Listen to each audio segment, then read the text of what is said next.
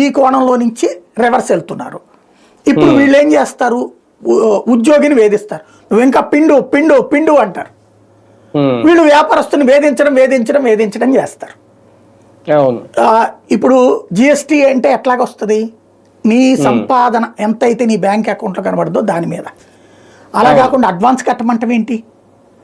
లేకపోతే ఎప్పుడో నువ్వు 4 ఏళ్ల క్రితం 5 ఏళ్ల క్రితం ఎక్కడో ఏదో కొన్నావు, అది నాకు లెక్కల్లో చూపెట్టలేదు కాబట్టి ఇప్పుడు ఇవి అన్నారు అనుకోండి, ఏమవుతుంది? అది వేధింపు అవుతుంది. ఇక్కడ మీరు ఎప్పుడైతే అధికారికి టార్గెట్ ఇస్తారో, అధికారి ఏమి బ్యాంకులు కొలగొట్టి తేలేడు కదా, తన పరిధిలో ఉన్నటువంటి వ్యాపారస్తులు వేధిస్తాడు. ఆ వేధింపు అనేటటువంటిది ప్రభుత్వానికి మైనస్ అవుతుంది. సంపద సృష్టి అంటే గనులన్నీ ఖాళీగా పెట్టు కూర్చున్నారు.